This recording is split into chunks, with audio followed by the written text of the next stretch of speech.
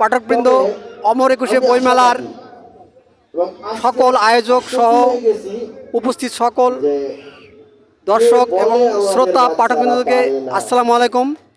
আমি সরোয়ার মোর্শেদ, কারিগরি শিক্ষক। আমার প্রথম লেখা বই ভাবানুবাদ বিষয়ক কচুপাতার জ্ঞান। বইটি টুরভান্ডার রমণী মোহন RMP উচ্চ বিদ্যালয়ের দশম শ্রেণীর ছাত্র খন্দকার ইমতিয়াজ হোসেনকে উপহার হিসাবে প্রদান করিলাম। এই বিষয়ে তুমি যদি একটু কিছু বলো। আমি এই বইটি পেয়ে অনেক খুশি হলাম। স্যার আমাকে বইটি গিফট করলেন। আমি এই বইটি পড়ে দেখব। স্যার যেটি বললেন, এই বইটিতে হলো সাধারণত নিম্নবিত্ত মানুষরা বড় হয়ে উঁচু উঁচু পদে উঁচু উঁচু স্থানে যে তারা থাকে, এই বিষয়টি এই বইয়ে প্রতিফলিত হয়েছে।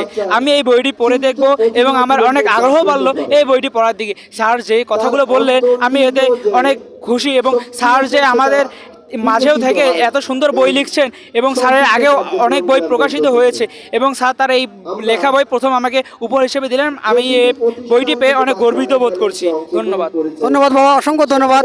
আমরা আমাদের কালীগঞ্জ করিমউদ্দিন পাবলিক কলেজ উচ্চ বিদ্যালয়ের পক্ষ থেকে আমি শিক্ষক হিসাবেও তোমাকে গর্ববোধ করছি। তুমি সামনের দিকে এগিয়ে যাও।